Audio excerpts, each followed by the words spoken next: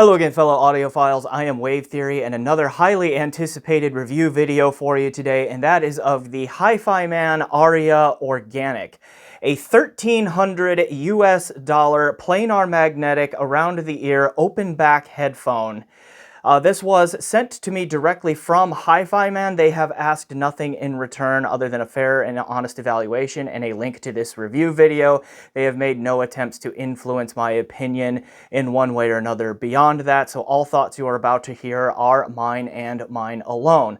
I will also include a link down in the description where you can buy this from Apos Audio. That link will be an affiliate link, so if you like what I have to say about the Arya Organic and you are thinking about buying it and you want to help support the channel, please consider using that link. I also only use affiliate link money to put back into the channel to either buy more gear for review, cover shipping costs, or get other things the channel needs like cameras, microphones, lights, those sorts of things.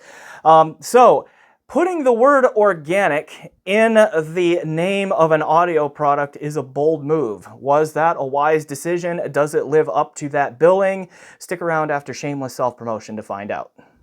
Hi, I'm Wave Theory's human companion, and he wants you to know that your support of this YouTube channel helps keep the reviews coming. If you enjoy Wave Theory's honest, thorough style, then make sure to like this video, subscribe to the channel, and check out the links in the description below to sign up for the Patreon or send him a tip through PayPal. All right, enjoy the musings. The Arya Organic is essentially Arya V4. To my knowledge, it is the fourth version, the fourth generation of the line of headphones from HiFiMan with the name Arya on it. So the original Arya came out, I want to say back in like 2018, 2019-ish, maybe somewhere around in there. And then there was a silent revision of it, I want to say around 2020. And then they brought out the Arya Stealth Magnet Edition in 2021. And then earlier this year, I believe it was, they launched the Organic here in 2023, and I filmed this in late September 2023 for context there. The Arya line, when it was introduced, was HiFiMan's like mid-range. It was in the middle of their range. It's still falls into the hi-fi or high fidelity / high-end category. Coming in at about $1,600 when it was initially launched. But HiFiMan has been very aggressive with their pricing here in the last couple of years, which is why a brand new model of this is $1,300 US. So I'm going to answer a couple of questions in terms of where this organic iteration falls in the market here. I'm going to compare it to its predecessor, the Stealth Magnet edition of the Arya, which has been lowered in price to just under $1,000. I think it's going for $999 USD these days, so a few of these are still around. So we'll do a comparison of these two, and then I also have here the HE1000 Stealth, which I believe is what has become the nomenclature for what was originally the longer name, the HE1000v2se Stealth Magnet Edition, okay, which was really a mouthful. But that one's right here, and this one is currently sitting at $1,400 US. And then I'll also just make some comments here towards the end about where the Arya Organic fits in the broader headphone market, not just compared to other HiFiMan headphones, but where it falls in like that $1,200 to $1,800 open back category, which is just really full. There's a lot of competition in there. Where does this fall in that broader market context is a thing I will talk about here too. So with that out of the way, let's talk about specs on the Arya Organic here real quick. So again, $1,300 US is the MSRP. The rated impedance is 16 ohms. The rated sensitivity is 94 decibels, but I haven't seen it clarified anywhere whether that is per milliwatt or per 1 volt input or at one frequency, just at 94 decibels. 16 ohms is pretty low in impedance. 94 decibels is kind of middling in sensitivity, maybe middle-high in sensitivity. It's not a particularly difficult to drive headphone. I can confirm that it does pretty okay with mobile devices and you know, lower power amps and all of that. It is not particularly amp demanding from a power standpoint. It might be just a little bit above average in pickiness in terms of amp quality, which we will discuss more later on in the review. The rated mass of this is 440 grams, so it's again kind of a middling headphone in terms of weight. So let's use that to transition into the build quality. It has the classic look of that HiFiMan egg-shaped line here, right? Like you've got this upside down egg-shaped cup here, which has a lot of ear room on the inside, so this can support a lot of really large ears. There is a fair amount of depth in the pad right here. If your ears stick way out, the depth of pad here could be an issue where your ears touch the inside there, but I think the individual for which that happens is going to be rather rare. But we have the suspension strap headband system going on here. We've got the, I mean, it's got that classic HiFiMan look. I do like how, you know, the Stealth Magnet Edition here was pretty much blacked out everywhere. The metal housing here has a more of a like a gunmetal gray color to it, but for the most part it's a blacked out headphone. They went with a wood veneer here, which I think looks pretty sharp, and particularly against the black background, it really pops. So, I mean, beauty is in the eye of the beholder, of course, but I do like the aesthetic that this little wood veneer brings here. Okay, but the clamp force is probably just a little bit on the tighter side.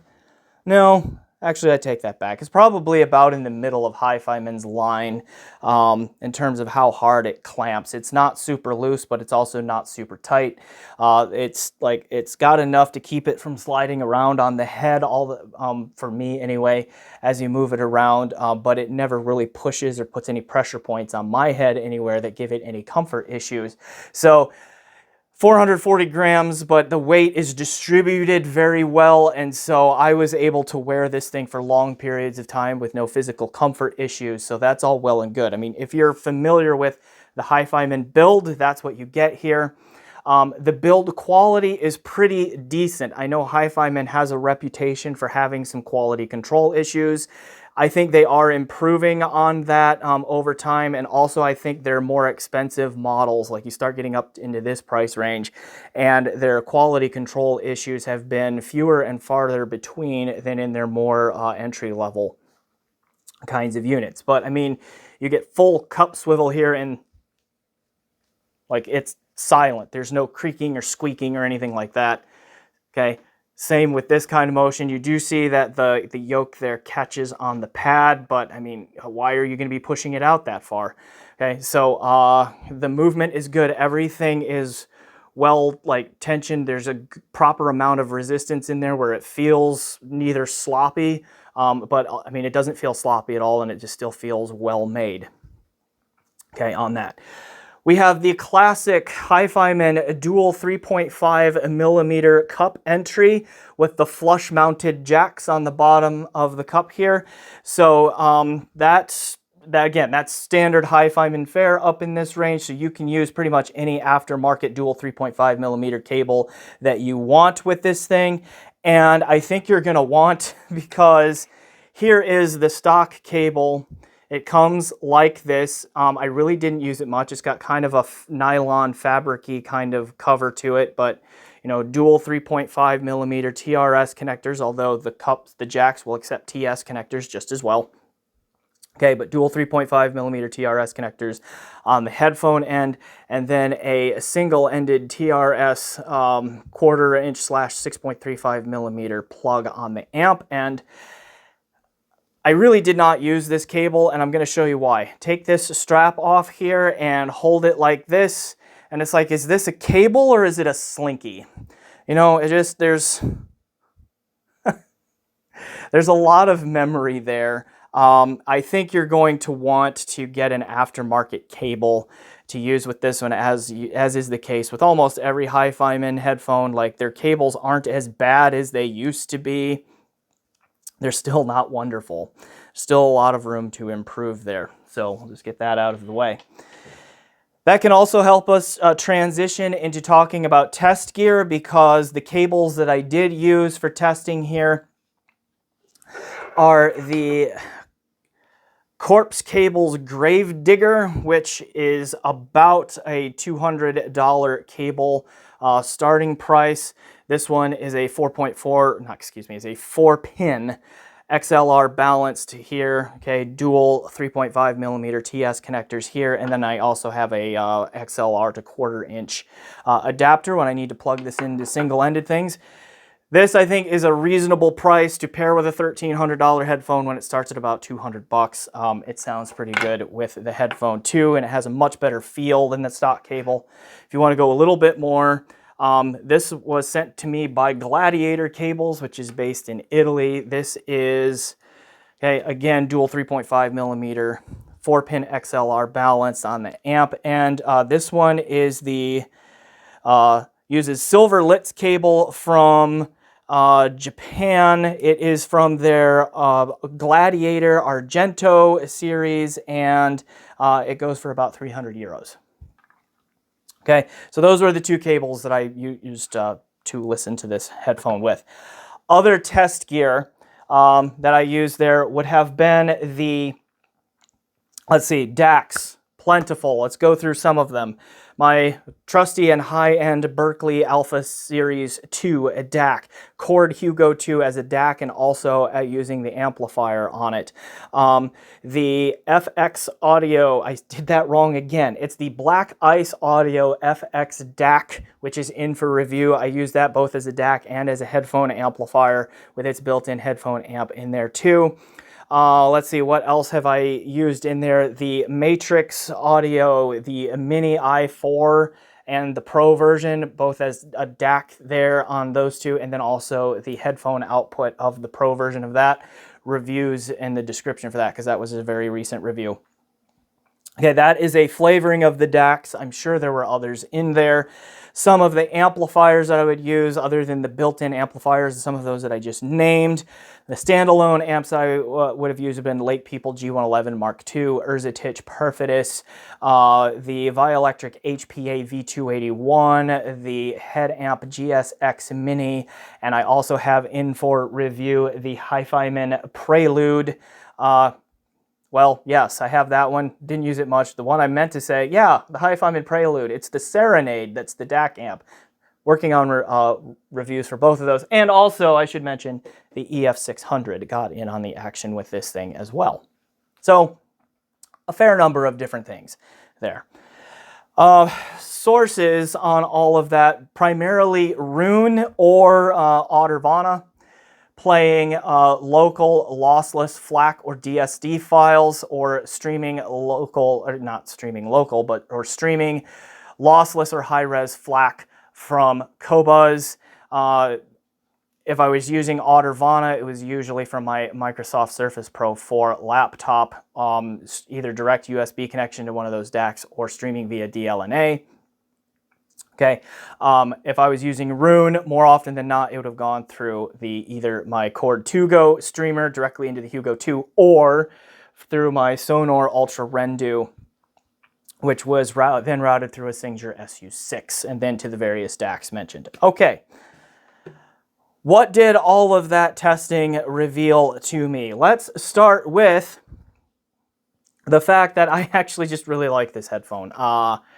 I think HiFiMan's open back offerings are the industry leaders right now. They, in terms of overall packages for their open back headphones, specifically the open back headphones, like at most of the price points out there, if not all of them, they offer the most complete all-around performance. And sometimes by a fairly significant margin. And I think this headphone continues that trend. Like, I don't think you are going to find a better all-around performing headphone for $1,300 US right now. Okay, and I mean, I've heard a bunch. I cannot name one anywhere near $1,300 that puts together the sonic package combined with the physical comfort that comes with this headphone. So that's kind of just like the basic takeaway there. Let's unpack why I am saying that and what's and what's behind that. So the perceived frequency response on this might actually be just a little bit of a shallow V. There is very well extended and rumbly sub-bass. There might be just a little bit of a perceived sub-bass shelf going on with this thing. So I mean, it really digs deep and it rumbles a lot. There's very healthy sub-bass going on here. Not overwhelming, not distractingly so, at least to me, but like there's just a lot going on down there. Again, from a perceived frequency response standpoint, up through the mid bass, it still like has a nice fullness and healthy presence to a point where I would say it's got a little bit of warmth to it as well. But it does an excellent job of not bleeding that bass in through the mid bass. There's no bloat, okay, or just boominess going on that I can tell. Like it's well done in terms of like the sub bass just doesn't interfere with the mids or anything like that. I think the mid-range is well present and well tonally balanced. It might be just a little bit perceptively recessed from that sub-bass shelf, and then the treble, which has a little bit of a shelf to it, which I'll talk about in a moment too. So that's why I say there's a very shallow V here, where the entirety of the mid-range range is lowered just a little bit relative to the bass and the treble, but not a lot. So it's not as almost dead neutral. Like HiFiMan's higher end offerings have tracked pretty close to Harman targets here recently. Not perfectly, but fairly close. And this one might be just a little bit more perceptively recessed through the mids than some of the other more recent ones, but not by a lot. So then moving on to that treble, there is a fair amount of treble presence here, but it's very well tonally balanced treble. So there's a little bit more overall treble energy than even like the Arya Stealth Magnet Edition, but it's a lot smoother and more natural sounding to my ear because the relationships between fundamental frequencies and harmonics are much more balanced, well balanced than the Stealth Magnet Edition or some other previous HiFiMans in there. So HiFiMans, to a degree, in the past have had a reputation for being a bit peaky and sharp in the treble. They have earned that reputation to a degree. Some of it is they are actually more revealing of signal chains, particularly in the treble, than some may think. So a lot of their treble sharpness actually comes from signal chain issues that I have found, but even so, they still are just a brighter sounding brand with that, and with a little bit of treble peakiness just in their house sound. This one, again, there is still a fair amount of treble energy going on, but it's more shelf-like than it is peaky, because again, the tonal balance up there is good, right? It's more natural, dare I say organic, than the Stealth Magnet Edition, for example. Okay, so perceived frequency response, very shallow V, a bit of a sub-bass shelf with some warmth in it, and some prominent, though not sharp, peaky, or harsh, still well-balanced treble. Okay, if you are a fan of vocals, though, and think that means that vocals are going to be recessed or anything like that, I still think that this has a fairly high degree of vocal clarity. HiFiMans dip, if you will, around 2 kilohertz, and it's really not a dip, it's just they start their ear gain climb about an octave later than most headphone makers do, and about an octave later than the Harman target calls for. Okay, what that does is it makes the vocal presentation more part of the overall sound staging. It doesn't make it pop or come forward a little bit. So vocals are not pushed forward in their presentation, but there's still excellent vocal clarity going on here, and the vocals never seem lost in the shuffle because the resolution through the mid-range is very good. So that transitions us into some of the other technical things here. But I want to assure you, if you're worried that that recessed mid-range means that you're going to lose vocal clarity, no, there's still plenty of vocal clarity here. All right, So other aspects of the sound here, the things that stand out to me on this one, particularly because it bears the name HiFiMan, is just how dynamic it is. HiFiMans have not been, other than the HE6 series, HiFiMans have not been known for hard-hitting dynamics, right? This one has a much more energetic, active, lively kind of presentation to it. It is much more dynamic and energetic sounding than the Stealth Magnet Edition, than the HiFiMan house sound is in this price range and lower in particular. All that. I think HiFiMan, with their latest offerings here, is making strides and improvements in their overall dynamics in their presentation. So this thing brings a fair amount of slam. It's got some good thump to it. Snare drums have a nice quick snap to them, and all of that. Just it has a much more dynamic, lively, energetic, and in the activity way, fun kind of presentation than some previous offerings in the Arya line and elsewhere in these egg-shaped models have had. So that really jumped out to me as a change in the HiFiMan house sound here. It does not quite hit as hard as a Focal or a Foztex does, but it's like really nipping at the heels of like the HE1000 house sound in terms of its dynamics and physicality. If you're familiar with the HE1000 house sound, it's like getting very, very close to that kind of level of dynamics. The other thing that really stood out to me is like we are back to just that absolutely enormous and epic sounding soundstage size. The sound staging on this thing is just back to utterly enormous. Huge, right? Just very epic and grand in its sound staging presentation. There is good imaging and separation going on in here as well. It sounds quite holographic for a $1,300 headphone. Even in the depth dimension with the layering and all that, it is quite strong. I don't know of any other non-HiFiMan out there that's going to be anywhere close to the amount of holography and three-dimensionality in the spatial presentation here. And again, the soundstage size is just enormous. It is kind of difficult to put into words how big it actually comes across. Now, the sonic images, it's like everything gets scaled up, right? So the sonic images within the sound field are also a little bit on the bigger side.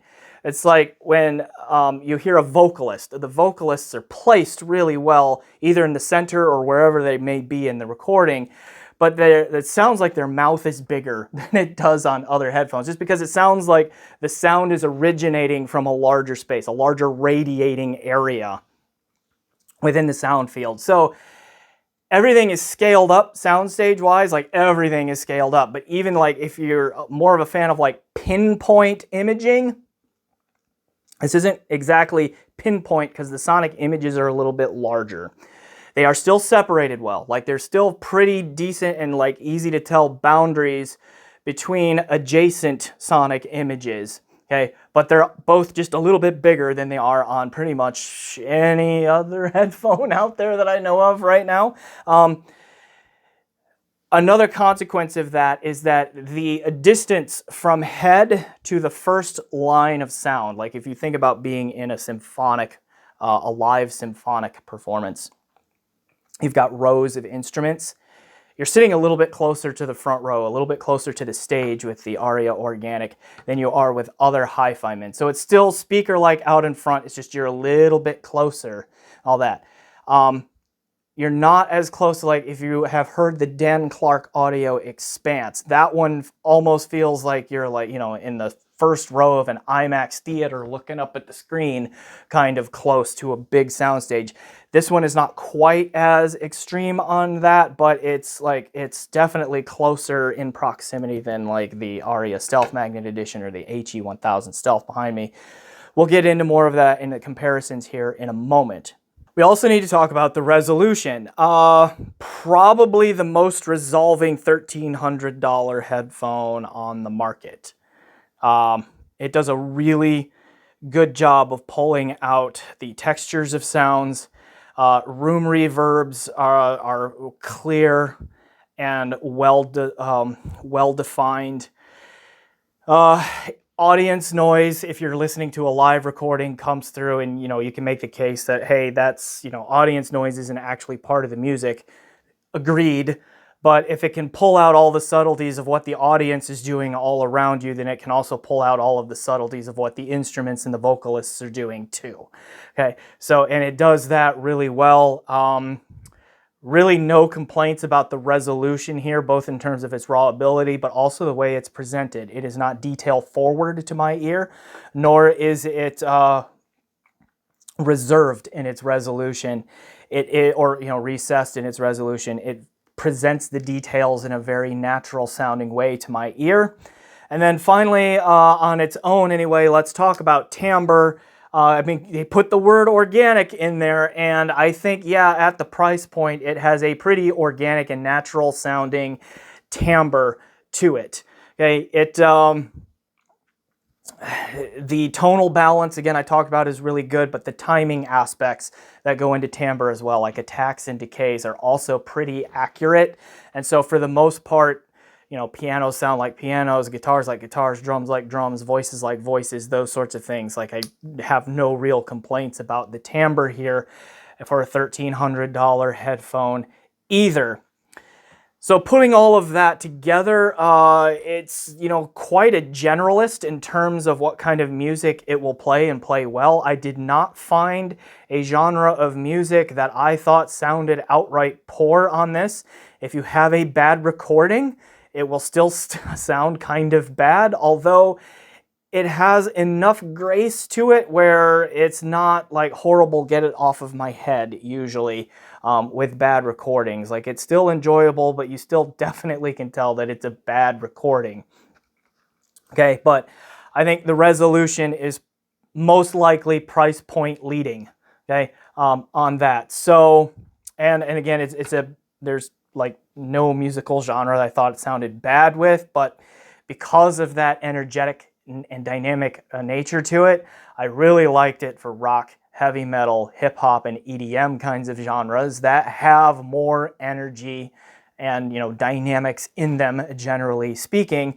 But the holography and the resolution and the still pretty solid timbre means that it also works well for classical, for jazz, and all of that. But if you are into really intimate music, the huge soundstage and everything just sounding big and grand all the time may not work so great if that is your preference and you want it to sound intimate.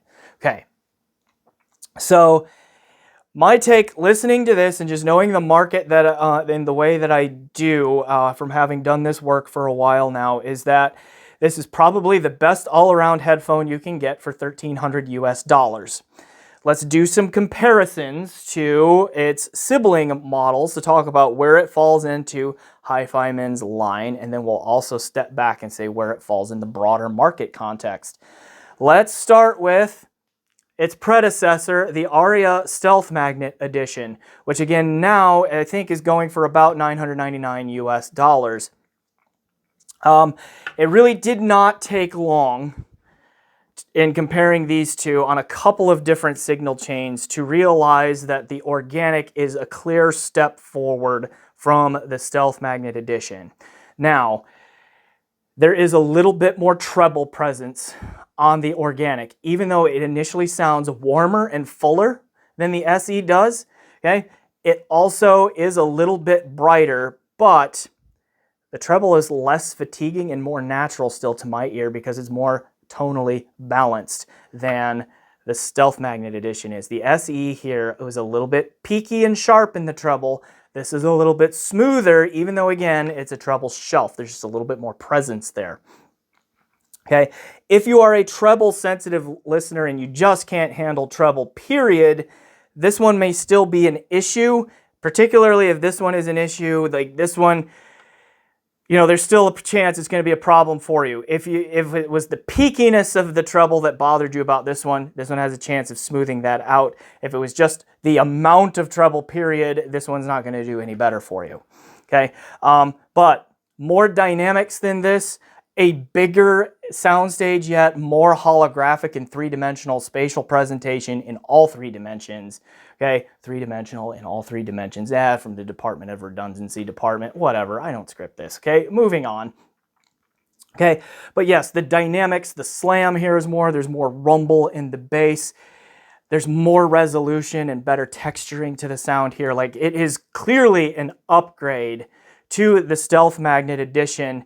The Stealth Magnet Edition might be more close to like true neutral in its frequency response, where this has just a little bit of that V-shape element to it. But otherwise, like from a technical aspect, the Organic is the superior headphone and is a worthy successor to what the Arya Stealth Magnet Edition was to my ear. Let's talk about this one, the HE1000 Stealth, or the HE1000v2se Stealth Magnet Edition. Currently $1,400 US. This was a really interesting comparison. These two are only $100 different in price, in MSRP right now. And you may be thinking, why is HiFiMan, pricing them so close together? Aren't they going to eat into each other's market share? And actually, I mean, maybe. But for essentially the same price, you're getting two slightly different presentations. Like, these are two different takes on the HiFiMan house sound. Okay, so warmer, more energetic, okay, a little bit more dynamic and slammy, and just that enormous soundstage going on here.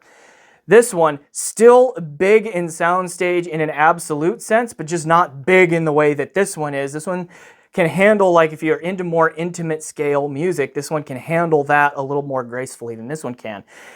The HE1000 version here is a little bit more resolving. There's a little bit more resolution than in the Organic here. It is a little bit more naturally and neutrally, a little bit more neutrally tuned. So even though like this one has a reputation for being bright and like irritatingly bright for some, it's actually not as bright as this one on the right signal chain. We do need to talk about how these two interact with amplifiers, so we'll come back to that in just a moment. Okay, but this one here, even though it's a little bit smaller in its soundstage, it's still more resolving and more holographic in its imaging and in its separation and that sort of thing. This one continually did a better job of not only spatial separation, but of instrument and vocal separation than the Arya Organic did. This one, it just has an overall more refined sound and a little bit more definition to its sound. Like, it's not sounding discreet or chalky or dry to my ear, but just a little bit more refinement and overall definition, a little bit more texturing, a little bit more resolution, a little bit better, holography to the spatial presentation. Not quite as dynamic as the Arya Organic, not quite as fun in the dynamic sense in there, not quite as rumbly in the bass, but also a little bit more tonally balanced. Like, the treble sounds a little bit more natural yet through this one than it does through this, so I think this one has a slight timbral advantage over the Arya Organic as well. Okay, so let's talk about amplifiers real quick, because the brightness of the HE1000 Stealth, I think, is a lot amplifier dependent, or I should say the sharpness of the treble. It just, the HiFiMan house sound does have some brightness to it. That just is. This one has more natural treble tonality and timbre to it than the Arya does when they are both properly powered. Neither of these are particularly power hungry. I think this one, I have it written down. Yeah, 32 ohm impedance, 93 decibel sensitivity. This one again was 16 ohm and 94 dB. They are very similar in terms of their power demand that they put on an amplifier, honestly, and I did not have to change the potentiometers or the volume controls on my amplifiers to get these to volume match much at all. Okay, this one just slightly bumped the volume up just a little bit, not much. Okay, but this one is far more revealing of signal chain deficiencies. The sharpness and the shrillness and all of that in the treble, the peakiness that can come out in this one is much more amplifier dependent than it is on the Arya Organic. Okay, so this one is much more amp picky than the Arya Organic. And I think that's where a lot of the treble issues, not only with HiFiMan in general are, but with the HE1000 series is coming in. It's just like when they go sharp and peaky and piercing in the treble, it's usually because they're telling you something is wrong with your signal chain. These do that less. The Arya Organics are not amplifier picky. They are a little bit, but they are much more forgiving of signal chain than the Stealth, the HE1000 Stealth is. Okay, which one of these should you pick since they're only $100 in difference? Well, what is your source gear situation like, right? If you are using like mid-fi amp and DAC and they tend towards brightness, like if you are using a topping, don't try to buy either of these. Sell your topping, get something else, okay, that can handle the treble on these a little bit better and is just a better product, okay?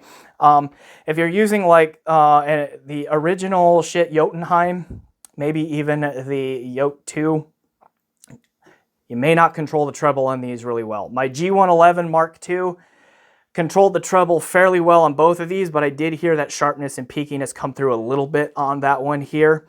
Urzatich Perfidus, these were both really good on. As you keep going up in amplifier quality, you start to hear the increased resolution and holography and all of that on this one over this as amp keeps going up. So I think if your signal chain is on the cheaper end, is still like in the mid-fi category, and you can't meaningfully move up anytime soon, you might want to consider the Arya Organic.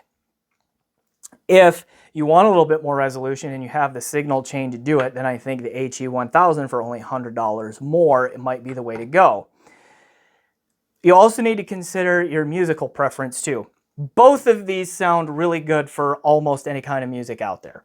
But I had more fun and preferred rock and heavy metal and hip hop and EDM kind of stuff on this one, on the Arya Organic. Classical, jazz, other kinds of acoustic instruments and all of that sounded better to me on the HE1000 Stealth. Both sound very good at all those genres, but if you need big and you need epic, all of that, the Arya Organic brings it in more than the HE1000 does, and I think its fun dynamics helps a lot with some of those more active and energetic musical genres.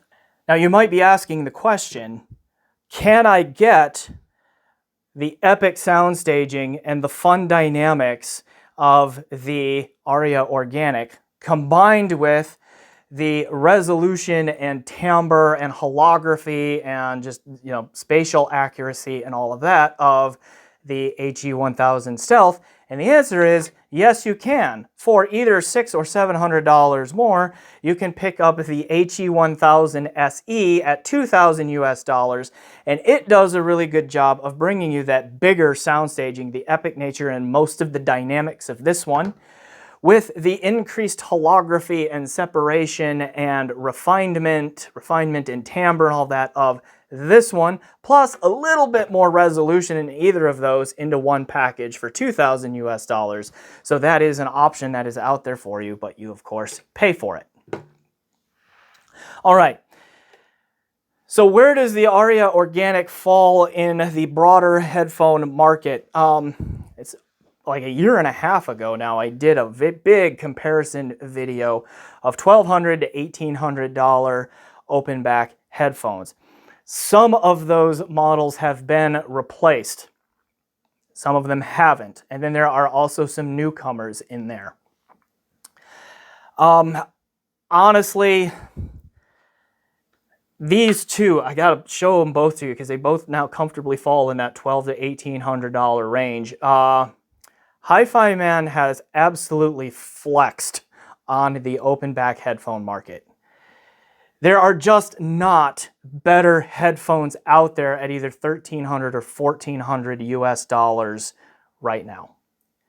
The combination of like the physical comfort here and then also the resolution, the staging, the timbre, the tonality, I mean, you name it. There aren't, and now the dynamics, okay? Like, there isn't anyone else out there putting together the sonic packages to this level and to this degree right now. It just isn't happening. Now, there are other makers that are doing like a thing or two with their presentations and their sound signatures that are bettering an aspect of these. Like, what comes to mind would be the impact and the dynamics and that slam, just that, you know, sometimes brutal physicality of Foztex and Focal, right? That is a little stronger yet than these are, but these are catching up, right? These are no slouches in that area. They are catching up, okay? There might be a little bit more rich and natural vocal timbre or mid-range timbre in a narrow band of frequencies coming from something like a ZMF Tour, or maybe even a Sennheiser HD1000s. Okay, this might be it though. That might be it though. Like, I'm trying to think what else out there. Like Odyssey, the LCD-X 2021 edition, and the MM500 might be more dynamic than this one, and might be slightly more than this one by just a little bit more. But if they are, it's not by much anymore. Like, that gap is really closing. I don't like Odyssey's like stock out of the box tuning. I think you need to rescue them with EQ too much, and you don't have to do that with these. Okay, and then also the Odyssey's, the MM500 is an improvement here, but the LCD-X is just really big, heavy, can get very uncomfortable for some. Okay, and so forth. But I mean, that's it. Like, no one else is bringing the resolution or the spatial holography that these are bringing. These are no slouches in timbre. They're maybe not the best at, say, specifically mid-range timbre like an O-Tour or maybe the HD1000s is, but from 20 hertz to 20 kilohertz, they're strong across the board on all of those. They are the best in terms of spatial stuff, imaging, separation. They vary their soundstage size a little bit with model, but in terms of the holography of the sound, they're top dog price point, okay? So that's what it is. Like, where does the Arya Organic fit in the market? Best all-around $1,300 open back headphone right now. Okay? I mean, book it. Class-leading resolution, most holographic spatial presentation, most likely the biggest sound stager in all three dimensions. Okay? Pretty good dynamics and impact to it. Lots of low-end rumble and texturing and just all of that kind of stuff. Plays nice with a wide variety of musical genres, but I think it particularly shines with rock, heavy metal, hip-hop, EDM because of its dynamics and all of that. And not a lot of downside to it, honestly. So that's why I say between that and then again this one at $1,400, so whew, HiFiMan again absolutely has flexed on the open back headphone market right there, and it's going to be incumbent on everyone else to catch up. Just how it is right now. Okay, so I'll go ahead and leave it there. The Arya Organic, a winner. Okay, not for the most treble sensitive users out there. If you're not a fan of huge soundstage, okay, then maybe not this one. If you are a fan of more intimate music, then maybe that soundstage gets in the way. But outside of that, there's just very little to not recommend about it. Easy to recommend at $1,300 US. So I will leave it there. I'm Wave Theory. Thanks for watching this review. Please like this video if you haven't yet. Subscribe to the channel if you haven't yet. Leave a comment down below. Check out my PayPal and my Patreon so you can see how to support the channel in those ways. Thanks again for watching, and as always, enjoy the music.